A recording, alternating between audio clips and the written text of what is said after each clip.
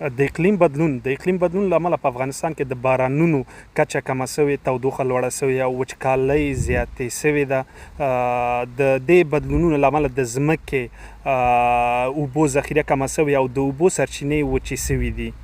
د اوبو کمبود او وچکالۍ علتونه په افغانستان کې د اقلیم بدلون له امله په افغانستان کې د بارانونو کچه کمه سوې، تودوخه لوړه سوې او وچکالۍ ډېرې سوې دي.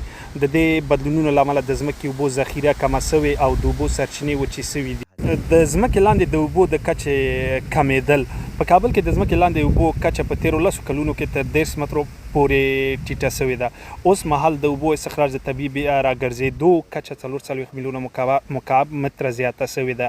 که دا وضعیت دوام وکړي، کابل ښار تر 2030 کاله پورې د اوبو له پلوه بشپړ وچ به سي.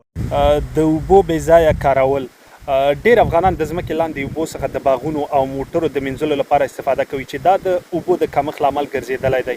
په کابل کې ځینې اوسیدونکي تر 10% پورې خپل عاید یوازې د اوبو اخیستلو لپاره مصرفوي.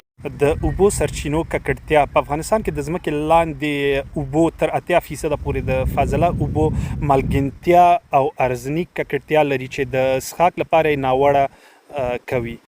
د هلمند سیند سره د ایران د اوبو شخړه. افغانستان او ایران د هلمند سیند د اوبو په اړه شخړه لري. افغانستان د اوبو د کمښت له امله ایران ته د اوبو ورکول کم کړي چې دا د دواړو هیوادونو ترمنځ د اوبو د کمښت له امله سوی دی.